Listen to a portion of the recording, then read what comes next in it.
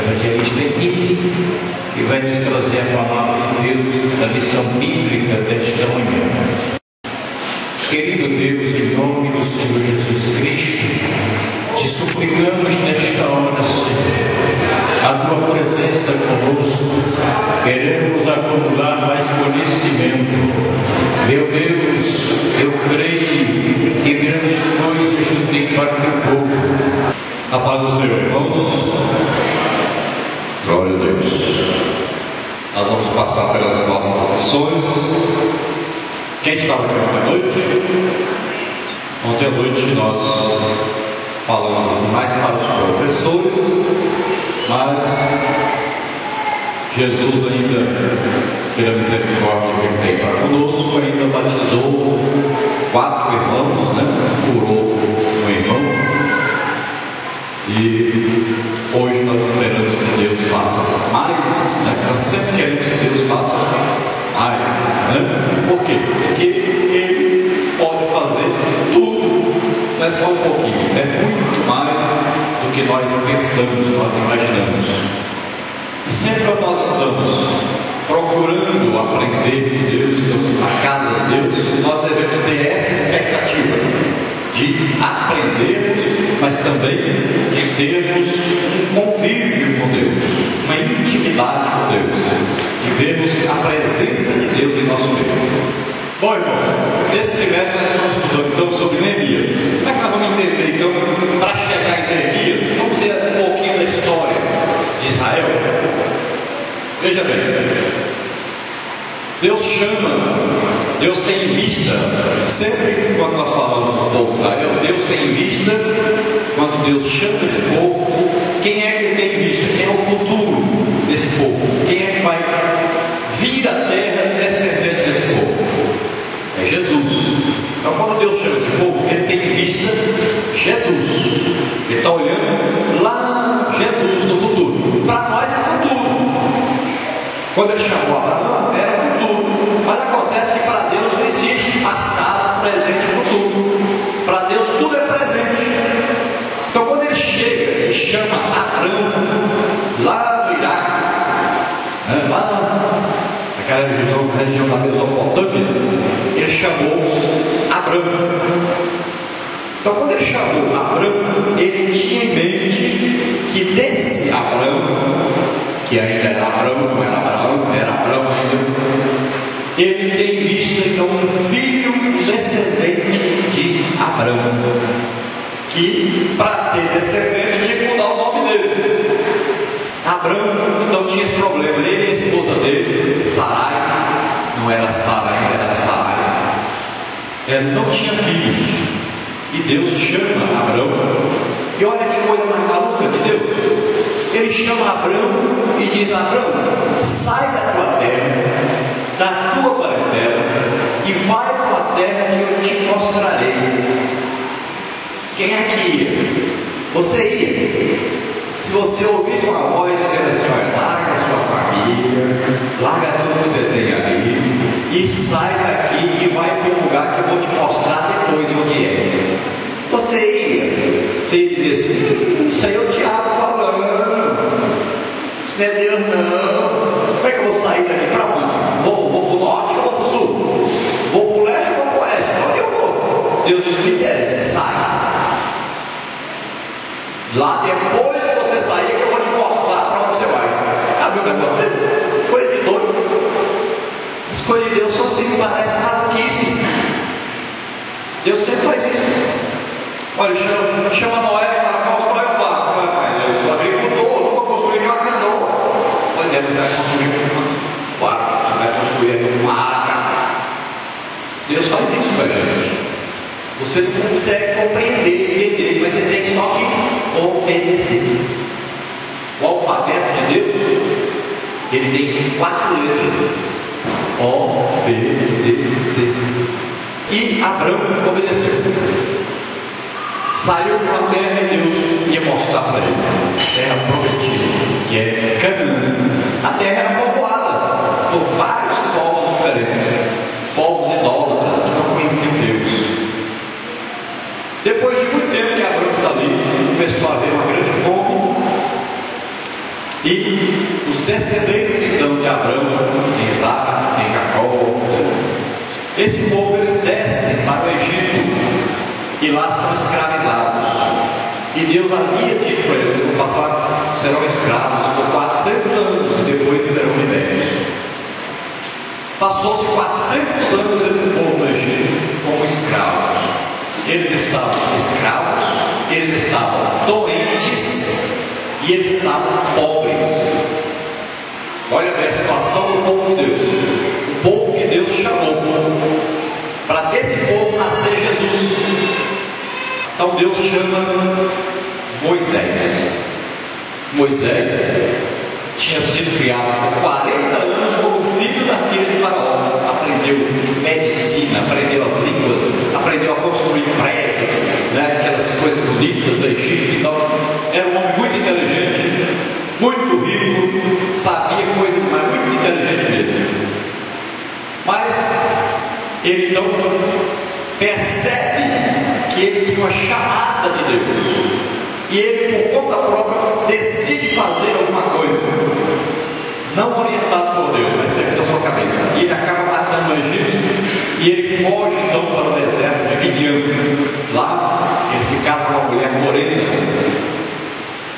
e vive ali cuidando de ovelhas. Ele passa 40 anos no deserto cuidando de ovelhas. Você sabe o que é cuidar de ovelha? Pergunta para o pastor, quem sabe? Vê se é fácil cuidar de ovelha, né? Mas ele cuidava de ovelha mesmo. Ovelha anda de 2 em 2. Se você olhar essas ovelhas, vocês vão ver que elas andam de 2 em 2, um lado da outra. Só anda se for desse jeito. Outra coisa, a ovelha se anda, só anda se o pastor estiver na frente delas.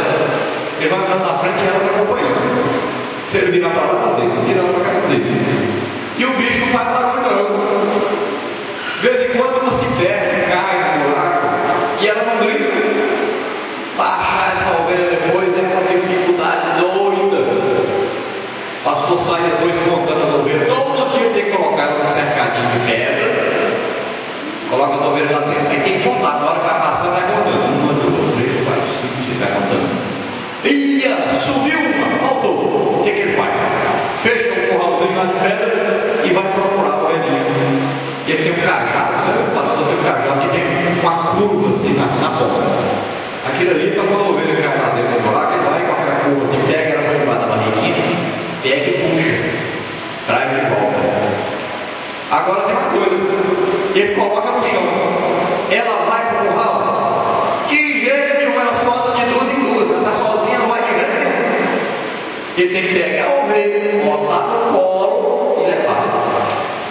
Né? Bicho dá trabalho. Está pensando que a ovelha come qualquer coisa? Não, a comidinha dela é especial. Se o capinzinho não tiver muito verdinho, bonitinho, come de jeito nenhum. Morre como ele come. É bicho de guarda. Ovelha dá trabalho. Então, Moisés passou 40 anos cuidando de ovelha. Cuidar de ovelha faz a pessoa ficar bem calma, manso, tranquilo, porque o bicho dá tanto trabalho que a pessoa acaba me vencendo. Eu era nervoso, era bravo, tem jeito. Pelejei tanta ovelha que fiquei manso. Né? A pessoa não aguenta lutar mais, aí fica manso. Né? Para cuidar da ovelha. É assim. Por isso que todo pastor é assim, tranquilo, não é manso. É assim. Porque cuida de ovelha. Bicho dá trabalho. Né? Então, o Moisés passou 40 anos, 40 anos aprendendo a ser grande lá no Egito. Depois passou 40 anos aprendendo a ser manso, humilde, cuidar de ovelha. Mas por que aconteceu isso com Moisés? Deus estava treinando Moisés. 80 anos treinando Moisés. Para quê? Para Moisés tirar o povo do Egito. Aí um dia Moisés estava lá cuidando das ovelhas e olha lá em cima da montanha de fogo. Que fogo é aquele? Ele foi lá dentro. Chegou lá, tinha uma sarça. Tinha fogo, mas a sarça não queimava. E vamos chegar para perto também que assim, esse acaba o fogo da. Quando ele chegou, Deus disse: Moisés, tira a sandália do teu pé, porque o lugar que você está é santo. E eu quero que você vá fazer uma coisa para mim. vai lá no Egito e tira o meu povo de lá. Moisés falava assim, está brincando, eu não sei nem falar. Moisés, é você que vai, vou chamar o Arão, seu irmão, para te ajudar. Lembra esse nome aí, guarda esse nome aí, Arão, que era o quê? Irmão de Moisés, que era irmão de Miriam, que eram filhos de Amrão e Joquebede, Amrão e Joquebede, que eram descendentes de Levi, que era filho de Jacó. Olha aí. Então Moisés era descendente de quem? De Levi, que era filho de quem? Jacó. Arão era o quê? Filho de Arão, irmão de Moisés, que era descendente de Levi, que era filho de Jacó. Jacó era filho de quem? Isaac. Isaac era filho de quem? De Abraão. Pronto, chegou no Abraão, né? Então a descendência já vai aí. Deus vai chamando a pessoa dentro da família de Abraão, que depois se tornou Abraão, né? Quando ele foi abençoado, que nasceu filho. Então Deus prometeu para ele. Deus colocou o que no nome de Abraão? Olha, Abraão fez uma aliança com Deus. Quando você faz uma aliança com Deus, o seu nome pega um pedaço do nome do outro, e o outro pega um pedaço do seu nome. Quando você casa, não é assim? Quando você casa, você não pegou o nome do marido, botou no seu nome? Com Deus também foi assim. Depois que Deus fez a aliança com Abraão, Deus não chamava só Deus, mas todo mundo falava assim, ó, o Deus de Abraão. Deus, quando aparecia com alguém, dizia assim, ó, aparecia com Moisés, dizia, ó, eu sou o Deus de Abraão, Isaac e Jacó. Não é mais só Deus, o Deus de Abraão, Isaac e Jacó. Se apresenta assim agora. Então Abraão não tinha H no nome de Abraão. E o nome de Deus tem 4 letras. É W-Y-H, 2 H's, tá? E a Vé vem das 4 letras, né? Esse H é o Espírito Santo. Então, tudo na terra, tudo que acontece, que Deus age na terra, é através do Espírito Santo. As manifestações de Deus são através do Espírito Santo. Então, veja bem, Abraão, então, pegou o nome H. Quando pegou o nome H, aí passou a ser Abraão. Agora é pai de nações. Olha o homem que não tinha filho, o que passou a ser agora? Passou a ser pai de nações. Então vem aí Isaac, Jacó, Levi, né? Aí vem lá o Arão, vem Moisés, o Arão, e agora vamos continuar para frente, até chegar lá no Neemias. Já estava chegando lá no Neemias. Veja bem, esse povo então é retirado do Egito por muitos milagres que Deus fez. Inclusive o último milagre foi o quê? Deus abriu o mar vermelho para eles passarem, né? Aí no caminho teve outros milagres. Veio pão do céu, maná, foi água na rocha, né? E vários outros milagres. Mas esse povo foi guiado então por vários milagres, mas eles sempre foram rebeldes. Demoraram 40 anos para entrar na terra. Por que isso?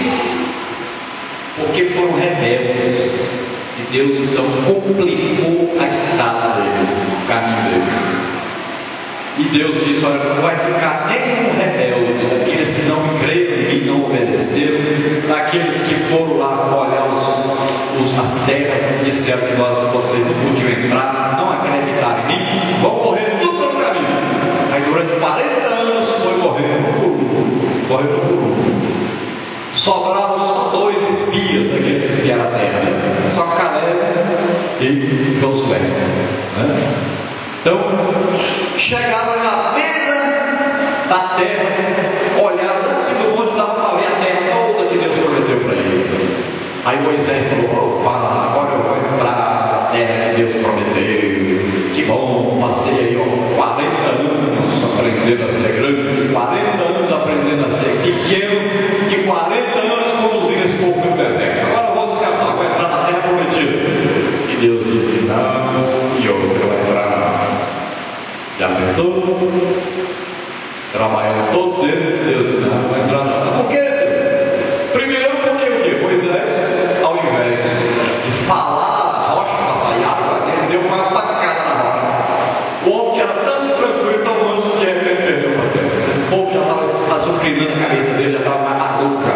Tanta gente bagunçando a cabeça dele. Bateu na rocha. Deus disse: não entra não, a rocha era Cristo que você bateu. Era só para falar. E segunda coisa, porque Moisés é o representante da lei. Moisés representa a lei que foi dada lá no Monte Sinai para ele. Deus escreveu nas tábuas de pedra e deu para ele as leis, os mandamentos, né? Então ele representava a lei. Alguém é salvo pela lei? Ninguém pode ser salvo pela lei. Ninguém pode entrar na terra prometida através da lei. E Moisés representava a lei. Se ele entrasse, Deus estava dizendo que você guardar o sábado ou guardar o mandamento, você ia para o céu por merecimento. E ninguém vai para o céu por merecimento. Ninguém merece, ninguém consegue cumprir a lei. Todos são condenados, todos são amaldiçoados porque não cumprem a lei. O que é que Deus estava fazendo? Deus estava preparando um que cumpriria toda a lei em nosso lugar. E ele é que levaria as nossas maldições, já que nós não conseguimos cumprir a lei, fomos amaldiçoados porque não cumprir a lei. Então ele arranjou um que pegava as maldições que eram para nós e pegava sobre ele. Os nossos pecados ele pegava sobre ele para morrer no nosso lugar na cruz. Então Deus estava preparando a vinda do seu filho Jesus para morrer em nosso lugar. Bom, aí Moisés então conduziu o povo. Dali para frente tinha agora um Jordão para atravessar. Chovendo muito, o rio estava alto. Moisés agora, Deus disse: Moisés, vem para cá, para cima do monte. Chegou lá, Moisés não, morreu. E agora quem ia subir a batata quente? Josué. Josué disse: e agora? O povo está aqui. Moisés morreu. O homem que falava com Deus morreu. Tem um rio para atravessar. Uma multidão enchendo a paciência e crescendo a estrela, querendo me matar já. E agora, Senhor? E Deus disse: Josué, vai lá e pega a arca. A arca significa presença de Deus. Sempre você vai falar arca, significa lugar da presença de Deus. É onde Deus se manifestava. Na tampa da arca colocava-se ali uma vez por ano o sumo sacerdote, ia lá no Santo dos Santos do templo, uma parte, a terceira parte lá no fundo, entrava lá dentro levando o sangue de um bode. Eram 2 bodes. Era um bode expiatório e era o outro bode. São 2 bodes. Eles colocavam a mão em cima da cabeça do bode e diziam: pecado do povo está passando por bode. Aí matava o bode. Um bode matava, pegava o sangue do bode. O outro bode, eles pegavam, amarravam a corda no pescoço dele e carregavam para o deserto. Chegavam lá no deserto e soltavam o bode. O que significa? Deus está dizendo assim: ó, se perdeu os seus pecados, está para o deserto, sumiu. O bode sumia, ela desaparecia pelo deserto. Pronto, seus pecados estão sumiu. Esqueci, já perdeu. Né? Outro bode, eles pegavam o sangue dele e levavam, colocavam em cima do sumo sacerdote. Uma vez por ano, colocava o sangue na tampa da arca, uma tampa de ouro. Quando ele colocava o sangue lá, vinha fogo no céu e queimava aquele sangue. Deus está dizendo: ó, eu aceito o sacrifício, o sangue do lugar de todas as pessoas que eu me ofenderam, pecaram contra mim. Mas aí, o que aconteceu? O povo continuava pecando. Não adiantava, matava boi, matava ovelha, matava animal, tudo de jeito, fazia sacrifício e o povo continuava pecando. Não tinha jeito do povo. O povo não cumpria a lei, não obedecia. E Deus disse: sabe uma coisa? Acabou. Não aguento mais esse povo ruim. Eu vou arranjar um homem que vai nascer na terra, não vai cometer nenhum pecado, e ele vai pegar o pecado de todos sobre ele e vai morrer no lugar de todos. Todos merecem morrer na cruz, e ele vai morrer na cruz no lugar de todos. Esse é o plano de Deus. Bom, mas então, quando Josué passa o Jordão, como é que ele consegue passar o Jordão? Deus diz: pega a arca, bota nas costas do sacerdote, manda o sacerdote entrar dentro da água. O sacerdote entrar dentro da água e a água começou a subir. Começou a parar a água lá longe, uma cidadezinha bem longe dali, começou a água parar. Aí foi diminuindo, até que secou para eles passarem. Mas sabe como é que eles passaram? Eles olhavam para a arca. Olha a arca, está bem do rio, não afundou, vamos passar. Aí o povo olhava para a arca e passava. É igual nós, a vida de crente. Se você tiver com tudo, vê se tudo. Se você tirar o olho de Jesus, gente, às vezes a gente critica o Pedro, aí os outros discípulos, nenhum foi não. Pedro levantou e foi, né? Melhor do que os outros, pelo menos ele foi. E o outro que Jesus chama no ar, né? Teve coragem, foi.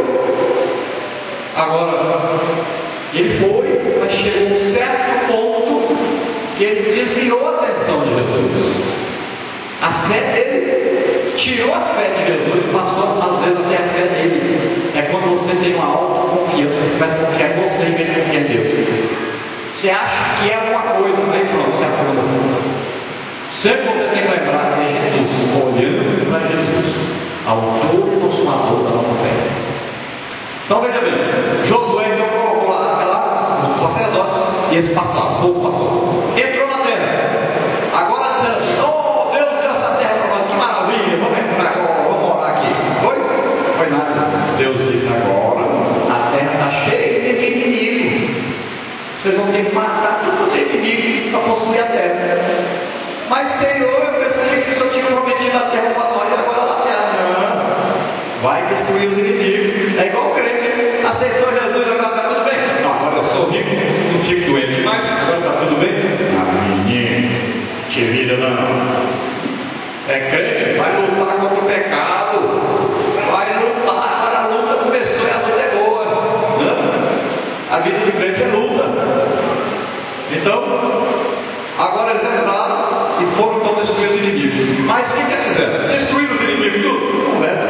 Fizeram amizade com alguns, nas filhas de uns, ou eu com esse rapaz assim musculoso, bonito, vou casar com esse rapaz, casar. Aí eles começaram a ir para as moças daquela região, tudo andando sangue nua e tal, assim, que a violão bonito, meu Deus, aí um casou com aquela moça. Aí começaram a se misturar tudo, caíram na idolatria. E Deus vinha então fazer o quê? Amaldiçoava eles. Os povos vizinhos vinham, invadiam ali, matavam, roubavam as coisas das plantações. Eles começavam a ser escravos. Eles clamavam a Deus e Deus mandava alguém para ajudar eles. E de novo, aí ficava tudo bem. De repente eles começavam a pegar de novo. E foi. Começou então eles olhassem para os povos vizinhos e ver que tinha rei. Aqueles reis bonitos, bem vestidos, naqueles tronos de marfim e tal. Ah, nós queremos um rei também. Nesse tempo, Samuel estava ali como profeta de Deus, estava velho, mas Samuel não vigiou os filhos, não repreendeu os filhos, não cuidou, e os filhos foram rebeldes. Não tinha ninguém para colocar no lugar de Samuel. E o povo começou a reclamar e dizer: nós queremos um rei novo, o povo tem, um rei bonito, um rei alto, que senta no trono. E Samuel então foi até Deus: Deus, o povo quer um rei. Aí Deus disse para Samuel: Samuel, eu não estou rejeitando você não, não é por causa de você não. Eles estão rejeitando a mim. Eles não querem que eu governe sobre eles. Eles querem um homem. Porque o homem erra, peca, faz tudo coisa errada, vai concordar com eles. Mas avisa para eles: eu vou dar um rei para eles. Mas o rei vai escravizar eles, vai pegar as filhas deles para ele, vai fazer os filhos ser soldados do exército dele, vai cobrar imposto. Avisa para eles que a coisa não vai pesar do lado deles. Eles querem rei? Foi lá, falou com eles: não, nós queremos um rei.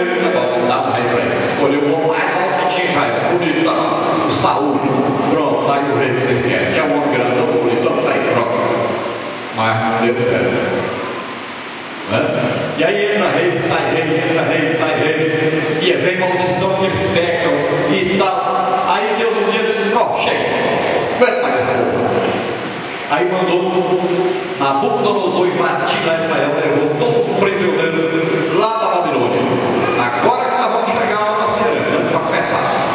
Chegou lá na Babilônia, escravos durante 70 anos, escravizados lá. No final de 70 anos, veio se cumprir então uma profecia que estava escrita.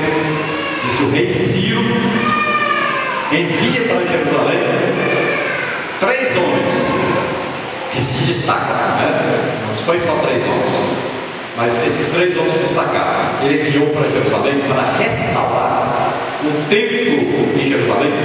Ele enviou Zorobabel, enviou Sesbazar, que era o príncipe, e Josué, sacerdote.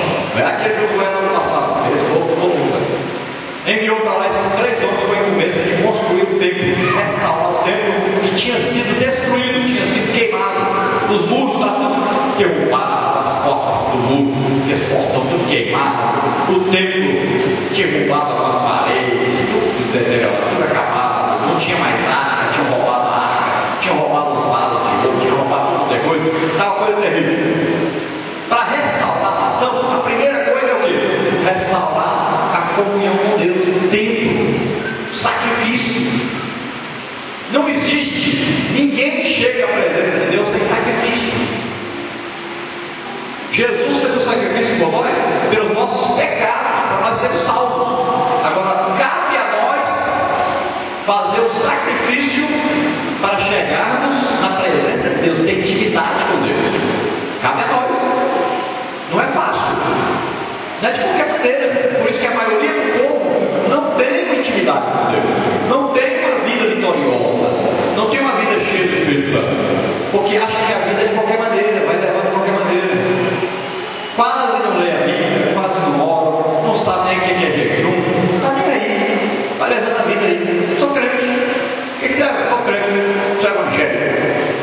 Virou moda esse negócio, todo mundo agora virou evangélico, crente, gospel, vai levando.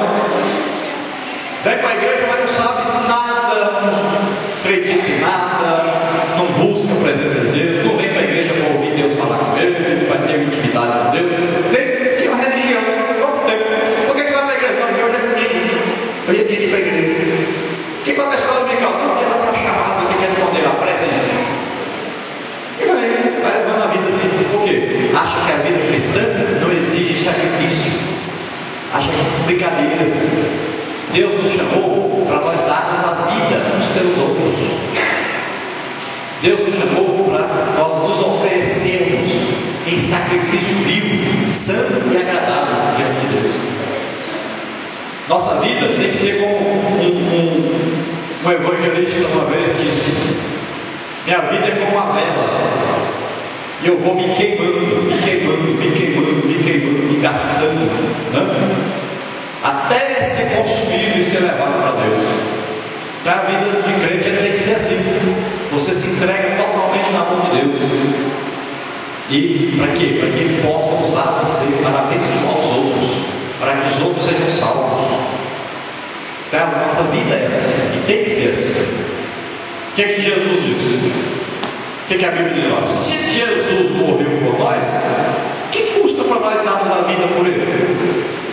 O que custa nós darmos a vida uns pelos outros? Se Ele morreu por nós, se Ele deu a vida por nós que não prestamos, por que nós não podemos dar a vida por Ele que é Deus? Né? O apóstolo Paulo diz o quê? Olha, eu me gastarei e me deixarei gastar pelas vossas almas. Né? Ele diz o quê? O apóstolo Paulo diz: olha, eu esburro o meu corpo, quer dizer, eu jejuo, eu oro muito, eu me consagro. Para quê? Para abençoar os outros, para levar o evangelho aos outros, para que almas sejam salvas. O que diz a Bíblia? Se a semente de trigo cair na terra e não morrer, fica ela só, mas se morrer, gera muito fruto.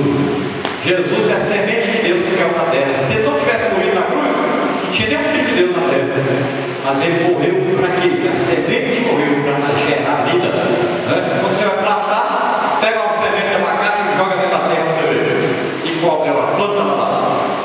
Se você for lá daqui uma semana, você vai ver que ela está podre, morreu. Mas aí você vai ver que ela está cheia de raizinhas saindo para todo lado. Ela só vai gerar uma árvore se ela morrer. Precisa morrer a semente para gerar vida. E assim é a vida do cristão. Você tem que morrer para o mundo, morrer para o pecado, morrer para as coisas do mundo, para gerar vida para Deus, gerar almas para Deus.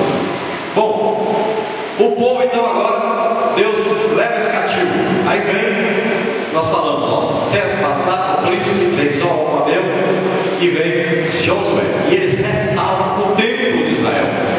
Agora, restaurado o templo, precisava consertar os muros e os portões da cidade. Eram 12 portas e um muro muito grande precisava ser restaurado. Senão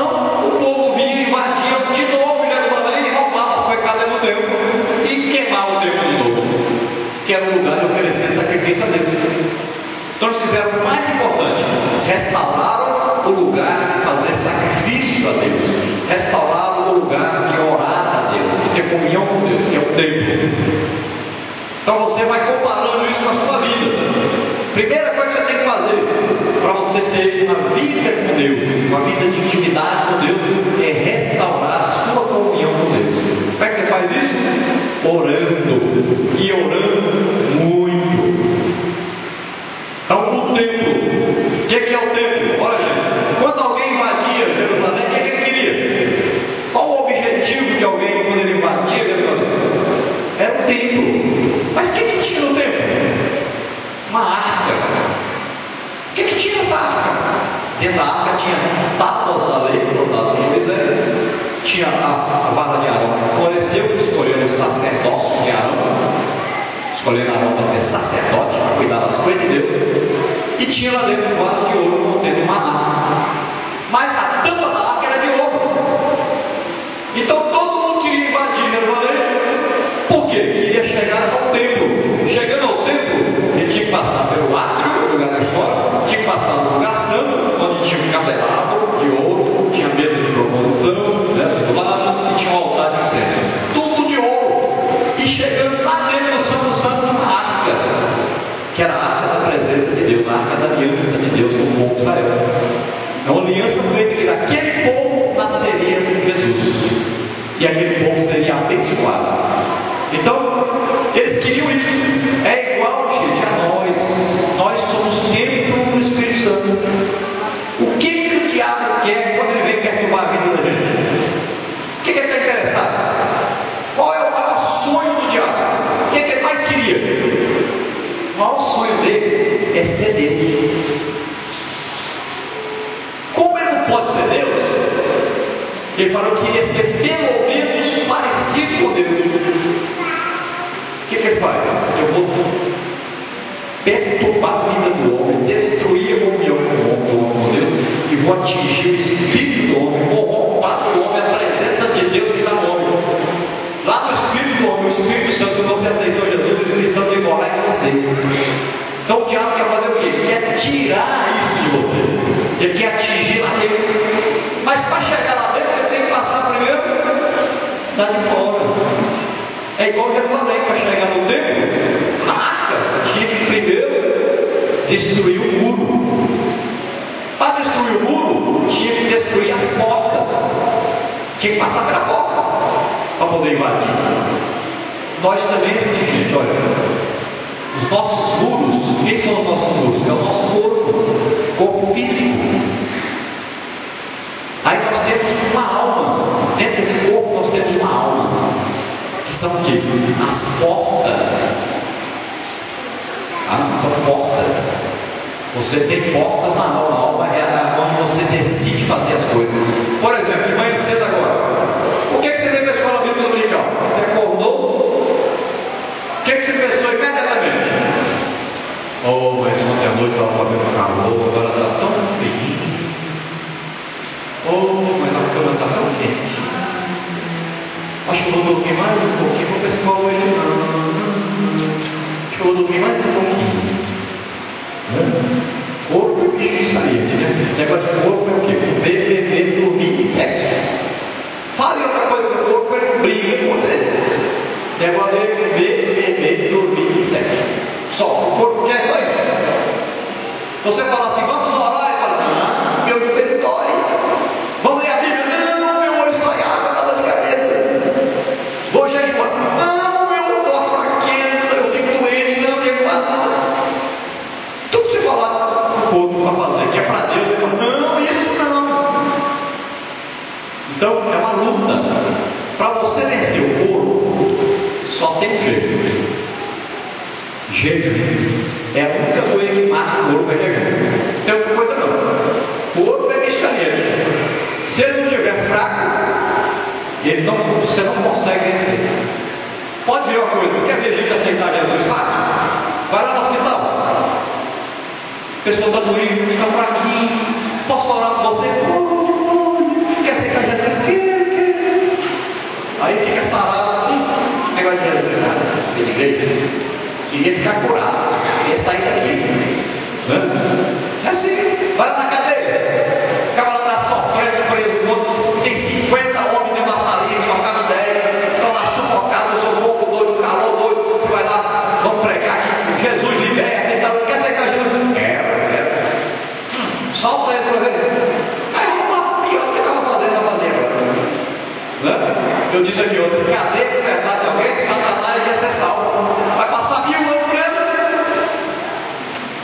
final do milênio ainda vai querer brigar com Jesus aí. Cadê? Não serve para ninguém não.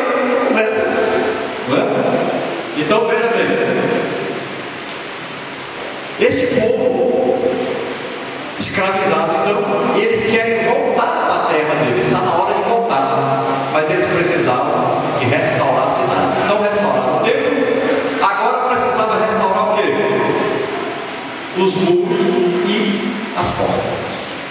Agora vai acontecer o seguinte: vem alguém enviado agora, não mais por Ciro, mas agora por outro governador que estava governando, né? A chefe, né? Que vem agora e envia quem? Neemias, para poder restaurar agora os muros e as portas da cidade. Neemias é enviado para fazer isso. E ele tem um grande problema, porque os inimigos tentam de toda maneira parar aquela obra. Tentaram parar a obra do templo e agora querem parar a obra dos muros e das portas. Escrevem para os reis, né? O rei lá, dizendo: olha, esse povo está querendo se revoltar, eles querem construir a cidade, eles querem matar todo mundo depois, eles querem governar depois. A obra para, depois continua, uma briga toda, até que consegue restaurar esses muros e essas portas.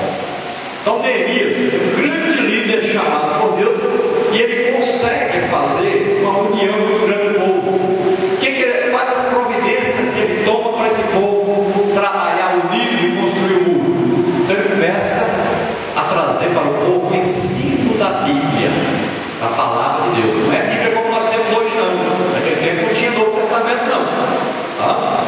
Basicamente só tinha lá os livros, os primeiros livros da Bíblia, e alguns livros como Salmos já tinham, né? Davi tinha escrito, Salomão, né? Então eram poucos escritos, não tinha todos os escritos ainda prontos. E ele então começa a ensinar essa palavra. Ele, junto com Esdras, o sacerdote, Neemias era governador. Tá? Olha aí o exemplo de um político, né? Político de Deus, homem de Deus. Hoje é difícil achar um Neemias, né? Naquele tempo se achou. Mas aqui, homem de Deus e governador em si, chamou então, organizou aquele povo para construir os muros, as portas, e ele então ensinou a palavra de Deus. Foi ensinando os sacerdotes, preparou um monte de gente para ensinar a palavra de Deus para aquelas pessoas. Através do ensino, eles começavam a ouvir a palavra de Deus às 6 horas da manhã e ficavam ouvindo a palavra de Deus até meio-dia. O que vocês acham? Vocês ficaram aqui todo dia durante 7 dias, de 6 horas da manhã até meio-dia, lendo a Bíblia. Não? Só estudando a Bíblia. Estudando a Bíblia. O que vocês acham? 7 dias. Bom? Vocês viram? Se ficar 2 horas, vocês morrem. Quando o relógio tempo todo. Depois eles ficavam de meio-dia até às 6 da tarde. Eles ficavam adorando a Deus, orando e adorando a Deus. Todo dia. Durante 7 dias. Agora, o que aconteceu com esse povo orando? O que aconteceu? O que vocês acham que ia acontecer? Se vocês fizessem isso aqui, o que vocês acham que ia acontecer? Aconteceu um avivamento. Vocês estão chamando Deus, Deus diz: ah, vocês estão me chamando? Estou aqui. O avivamento, o que é o avivamento?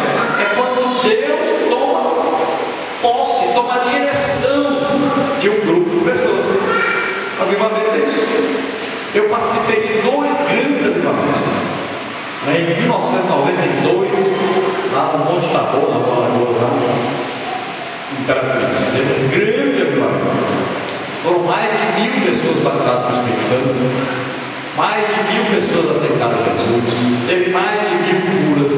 Eram milagres tremendos. Nós entrávamos na igreja 7 horas da noite, saía 7 horas da manhã. Tinha gente que parar o culto não. Era o tempo todo Jesus salvando, curando, fazendo milagre. Era uma coisa tremenda. E o povo evangelizando para todo lado, querendo mal. Ninguém queria sair da igreja. Hoje você vai vir para a igreja, é uma luta, né? O avivamento é uma luta para tirar as pessoas da igreja. A gente, nós precisamos limpar o tempo. Não vou morar aqui, não sai daqui mais não. Deus está aqui, não sai daqui. A pessoa não quer sair da igreja mais não. O avivamento é assim. menino, para de ler a Bíblia, menino, vai estudar. Não, eu gosto demais, tem todo mundo que tem bom demais da palavra de Deus. Hoje briga para você parar a Bíblia, você não quer. O avivamento briga para você parar um pouquinho de ler a Bíblia e fazer outra coisa que você não quer. É completamente diferente. Hoje o pastor fica preocupado, meninas, cuidado com essa mini saia, menina, que nem a mini saia, mas é quase saia, de tão curta que está. Menina, toma conta do avivamento, irmão. Precisa falar assim, irmãzinha, essa saia está comprida demais, diminui um pouquinho. De tanto que as irmãs querem ser santa. Né? O avivamento é assim. Está pensando que avivamento é um homem que assistir futebol? Mulher que assistir novela? Conversa, avivamento, o povo fica santo, santo, santo. E o medo que tem de pecar? Porque Deus começa a falar os pecados do povo. No avivamento, de repente, o profeta levanta o dedo e diz: você está fazendo isso. Ah, menino, peca para ver. Coisa séria. Avivamento é a presença de Deus ali no meio do povo. É uma coisa tremenda. Às vezes a gente fica assim: eu não quero avivamento, eu quero avivamento. Não, Deus, aviva a sua obra. Quando você fica menino, você não sabe o que é avivamento. Não. Avivamento, presença de Deus. Quando você chega na presença de Deus, você percebe quão pecador você é, quão distante você está de Deus. Você vê se você merecer morrer, eu não presto, não. Você fica com medo de morrer, porque Deus é santo e Ele exige que nós sejamos santos, separados para Ele mesmo. Então veja bem, nós chegamos aí a várias lições, né? A primeira lição, só um resuminho. O que é que nós vimos lá? Agora nós falamos o quê? Nós começamos o quê? A introdução da lição. Vocês pensaram que nós estávamos falando, já tinha acabado? Agora nós vamos começar a falar uma coisa. Vocês entenderam onde chegamos em Neemias, né? Chegamos em Neemias. Pronto, agora vamos passar para lá. Primeiro lá então, lição 1, que nós estudamos esse trimestre, nós falamos lá, a crise em Jerusalém. Então, com antecedentes históricos, nós já falamos sobre isso aí. Deus dá o escape, a volta de Zorobabel. Então Zorobabel vem, restaurar o templo, volta de novo para lá para a Babilônia, depois ele vem de novo. Tá? Neemias também faz a mesma coisa, ele vem, restaura os muros, as portas, tem um avivamento, ele vai e volta de novo para a Babilônia. Passa um tempinho lá, 12 anos, quando ele volta de novo, o povo está tudo de pecado de novo, acabou o avivamento, o povo está tudo enrolado de novo. Até gente morando dentro do templo, que nem crente é, né? Parentes de sacerdotes, né? Morando dentro do templo. O tal do Tobias que não havia nada, né? Tinha pecado de tudo dele. O povo é assim. Bom, segunda coisa, o chamado de Neemias. Então, quem era Neemias? Então nós estamos aí. Neemias era o quê? Quando Deus chamou Neemias? Copeiro. Servia, dá um copo na mão do rei. Primeiro tinha que provar para ver se ele envenenado o que ia beber, né? Depois ele dava o copo para o rei beber. Era um copeiro. Mas por que ele era governador? É porque assim mesmo, nós falamos lá no início, nós explicamos, Deus chama uma pessoa que ele não é nada, não sabe nada. E Deus chama ele para ser muito, fazer muito. É assim mesmo. Às vezes você fala assim: eu queria ser professor da escola dominical, mas eu não sei nada. Por isso que você serve para ser professor. Se você soubesse alguma coisa, não servia não. Por quê? Aqui é aula de Bíblia, não é aula de matemática, de português, de geografia não. Aqui é aula de Bíblia, aqui precisa ter é Bíblia, aqui precisa ter é comunhão com Deus, aqui precisa ter oração, jejum, estudo da Bíblia. Não é saber pedagogia não. Se pudesse juntar as duas coisas, seria excelente. Mas a maioria que entende pedagogia não sabe nada de Bíblia. Não passa horas e horas orando, não jejua, não busca a presença de Deus. Aí não presta para dar aula de escola dominical. Então é melhor o professor que não sabe pedagogia, mas pelo menos tem comunhão com Deus, do que aquele que vem aqui só com sabedoria humana, não sabe nada de Deus. E os alunos não vão crescer espiritualmente. Porque a aula de Bíblia é para crescer com o aluno espiritualmente, é para mudar o caráter.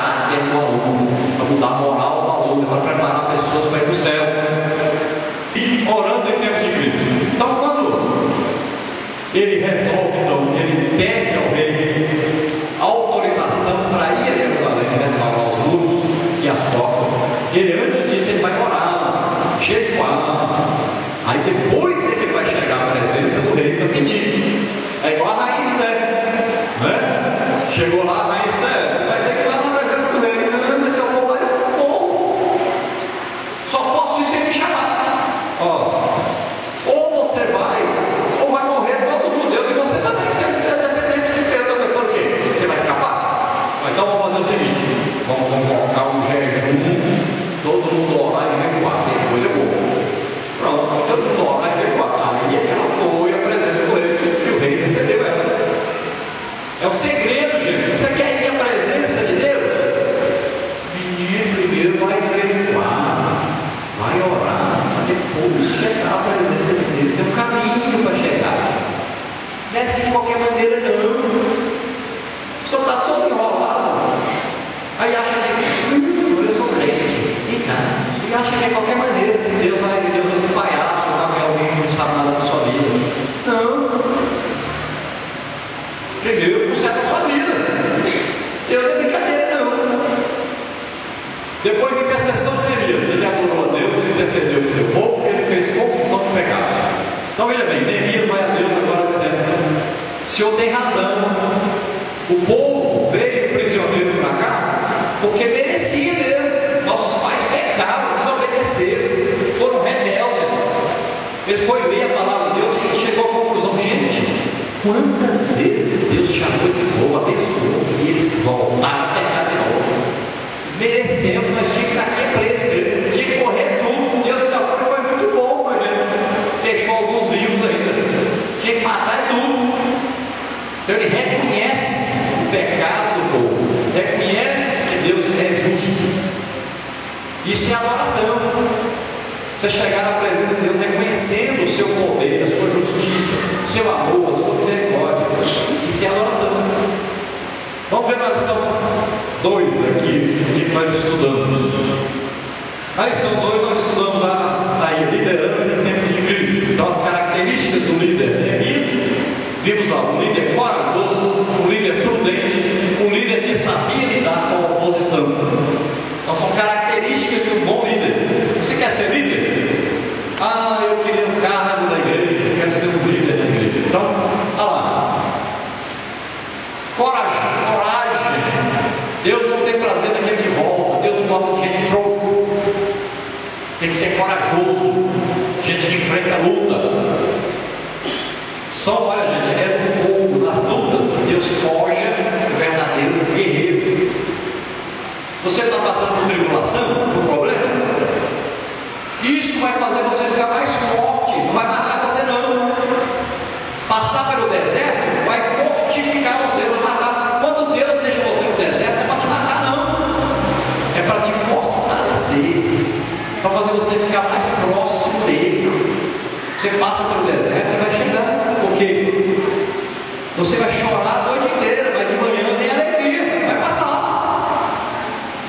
Então veja bem, líder corajoso, líder prudente, sabia agir na hora certa, de acordo com Deus, consultava Deus para fazer as coisas.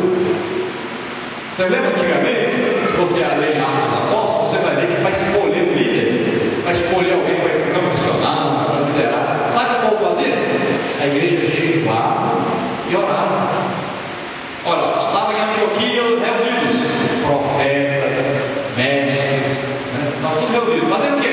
Jejuando e orando. Aí o que aconteceu? Estavam jejuando e orando? O que aconteceu? Aí o Espírito Santo disse: separa para mim Barnabé e Saulo, é uma obra que eles faziam. Mas por que apareceu o Espírito Santo e falou? Porque eles estavam orando e jejuando, buscando a direção de Deus. Muitas vezes nós queremos fazer as coisas na nossa cabeça, mas nós devemos orar e jejuar sempre que nós quisermos tomar uma decisão.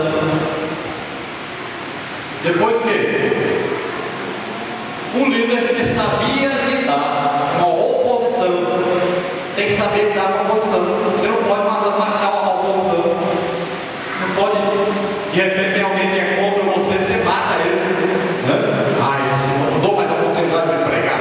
Ele não pode fazer mais nada. Não vou nem falar com ele mais. Não.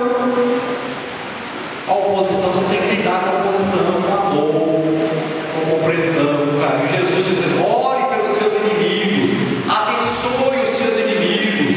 É assim que lida com oposição. Gente, já pensou se nós não tivéssemos oposição?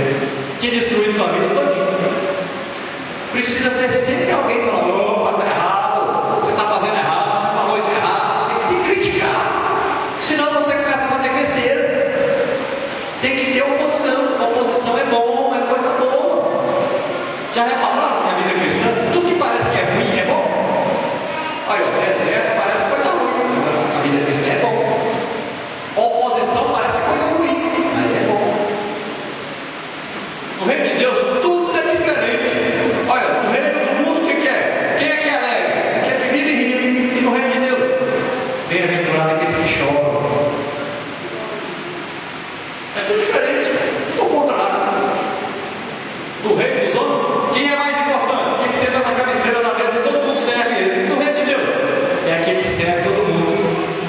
Ao contrário, tudo no reino de Deus. No reino do mundo, quem é? Quem é o mais importante? Famoso, o governante, o rei. E no reino de Deus, o mais importante é o menorzinho. Por isso que a Bíblia diz que o pastor é o empregado da igreja, porque ele é o menor que é dentro. Para ele ser grande, ser pastor, ser o maior, ele tem que ser o menor. É aquele que se humilha, é aquele que levanta de madrugada, os irmãos lá perturbando a vida dele de madrugada. Ontem foi comer, chegou o irmão na porta dele, a comida esfriou todinho, deixou um prato lá, nem comeu, chegou depois, mais tarde ele foi comer, 11 horas da noite ele foi comer.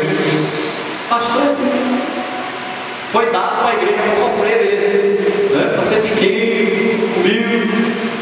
É o menorzinho da igreja, é o servo, para servir a todos.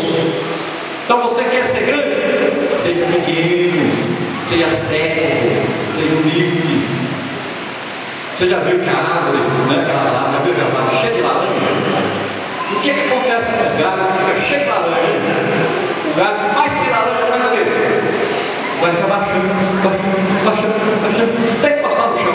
Toda a laranja que tem em cima dele. É assim, para dar fruto, quanto mais você desce, mais fruto dá. Então, olha lá. Aspecto da liderança de Neemias. Neemias motiva os seus liderados. É aquele que incentiva as pessoas a crescer, a trabalhar, a fazer as coisas. Ele está incentivando, ele é alegre. É aquele que faz com que as pessoas trabalhem, não porque as pessoas são obrigadas a fazer uma coisa. Eles trabalham porque querem ajudar o líder. Porque eles gostam do líder, eles amam o líder. E eles querem ajudar a obra que o líder está fazendo. E besta é você se você entrar para ajudar o líder. Besta é você. Para perder a mesa de Deus. Tem que participar, ajudar, incentivar, trabalhar junto. Neemias estabelece o quê? Parcerias. Pessoas para ajudar. Gente, se você for fazer as coisas sozinho, vai dar certo. Você precisa de companheiro, se dividir em tarefas. Um faz uma coisa, outro faz outra, outro faz outra. Aí todo mundo fazendo, as coisas saem direitinho. Tem que delegar poder aos outros. Você não pode governar sozinho. O que a Bíblia diz? Na multidão dos conselhos é que se acha sabedoria. Eu vou fazer isso. O que você acha? O que você acha? Então, conversa, discute. É importante a opinião dos outros, a participação dos outros. Neemias o quê? Prima pela organização. Organiza tudo. Olha, gente, Neemias coloca assim, fulano mora naquela casa ali, sua família, então você vai construir um muro aí, pertinho da sua casa. Vou colocar aí o material pertinho da sua casa, você constrói aí. Fulano tem uma porta para construir perto da sua casa. Você que vai construir a porta pertinho da sua casa. Ele organizou os grupos, tudo certinho no lugarzinho certo, antes de começar a obra. Aí é fácil, construíram rapidinho. Por que construíram rápido? Porque organizaram primeiro. Então Neemias organizou tudo direitinho. Depois ali é hora de reconstruir. Número 3, uma cidade destruída, dedicação total ao trabalho e a divisão do trabalho. Então a organização desse trabalho. E como é que eles trabalhavam? Era uma mão na espada e outra na pedra lá. Por quê? Porque os inimigos disseram que ia entrar lá e destruir. Então eles ficavam preparados, o tempo todo vigiando. Crente trabalha para Deus, o tempo todo vigiando de olho no inimigo. O que ele anda aprontando para atrapalhar a obra de Deus? Aí eu quero ganhar aquela obra ali. O que o diabo anda fazendo para atrapalhar eu ganhar aquela obra? Então você tem que estar olhando. Minha casa, eu quero todo mundo lá na casa seja crente. O que o diabo anda fazendo para atrapalhar meus filhos ser crente? Você vai atacar ele, que bom. Ele está fazendo isso, pois eu vou derrubar ele. Vou atrapalhar ele agora. Jesus disse o quê? Ele veio para desfazer as obras do diabo. É isso que o crente está aqui na terra, para desfazer. O diabo faz, você desmancha. Tudo que ele fizer para atrapalhar, você conserta. Atrapalha ele, destrói o que ele aprontou. Lição 3. Nós vimos a lição 3 aprendendo com as portas de Jerusalém. Olha, gente, hoje em Jerusalém só existem aquelas portas lá. Olha lá, porta nova, porta de Sião, porta de Jarro, tem a porta do Montu. Então essas portas que existem hoje, não existem mais as 12 portas. Se você for lá, elas estão fechadas. Fechadas. 3, gado, ovelhas e peixe. Depois tem porta velha, porta do vale. E depois aí a porta do monturo, da fonte e da guarda. Vira aí? Então aqui são já. Aí vai falar lá na frente, ó, porta do monturo, porta da fonte, porta do mikvat ou porta da guarda. Então são as portas, estou falando, essa lição aqui falou. O que nós aprendemos com essas portas? Então cada porta tem um significado. Porta do gado ou das ovelhas. Vai falar para nós sobre o quê? De sermos ovelhas, né? De sermos ovelhas de Deus, comportarmos como ovelhas, sem berrar, né? Sem gritar, sem reclamar, fala da humildade. Tudo isso fala. Quem é o pastor das ovelhas? Jesus. Ele diz: eu sou o bom pastor. E o pastor, o bom pastor, é aquele que dá a vida pelas ovelhas. Fala da porta aí do peixe, peixaria, peixe que fala de pescar, fala de isca, ensina para nós que nós temos o quê? Lançar a rede, né? Lançar o evangelho, as pessoas, ganhar almas, fala de tudo isso. Lá na revista tem vários significados, né? A gente vai falar só um resuminho rapidinho. Depois tem porta velha. O que é porta velha? O que você vai fazer nessa porta velha aí? Porta velha é como você pegar a coisa velha e jogar fora. Porta de lixo também, tem a porta ali do lixo, do monturo. Você vai fazer o quê? Pega essa coisa velha e joga fora. Ah, o meu marido me traiu. Irmão, quando é que foi isso? Uns 30 anos atrás. Você está lembrando disso até hoje? Ah, aquela irmã ali me xingou. Quando foi isso? Eu tenho 20 anos. Pelo amor de Deus, joga isso fora. Já passou, acabou. Morreu. Pelo amor de Deus, que coisa mais triste. Tem gente sofrendo com uma coisa que aconteceu há 20, 30 anos atrás.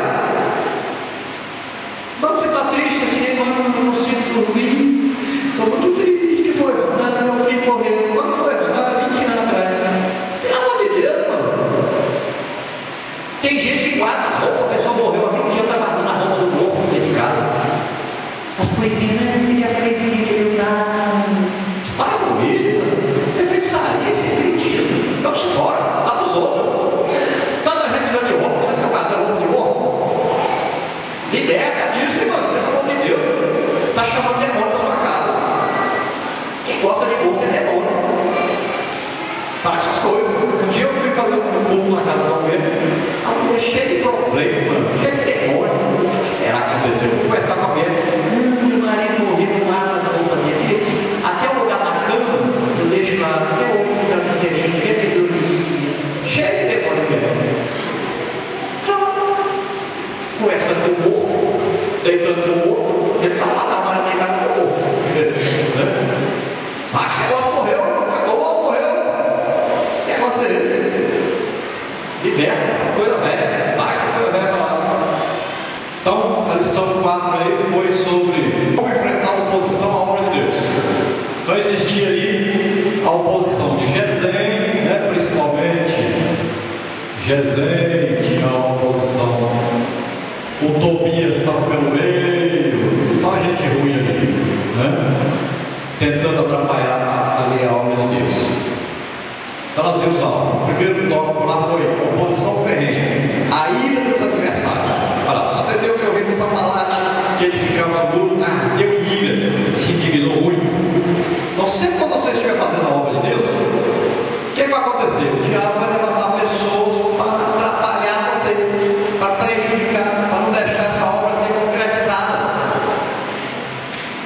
Deus mandou aqui um pastor para cá. Você acha que o diabo vai ficar achando graça? Oh, que bom! Chega um pastor lá na Bela Fontes, que maravilha! O diabo vai botar aqui para atrapalhar ele. Vai arranjar aqueles irmãos que gostam da fofoquinha para falar mal dele, para atrapalhar ele, probleminha. Vai chamar os outros que estavam ajudando, que queria fazer a obra de Deus, e eles vão falar assim: não vou fazer mais nada. Não, eu não sei evangelizar. Agora é outro passo para evangelizar lá. Antes eu vinha para oração, não ouvir mais nada. O diabo vai levantando grupinhos para atrapalhar. Ao invés de todo mundo se unir, vamos lá fazer a obra de Deus, vamos ganhar essas almas, essas cidades, tudo para Jesus. Aí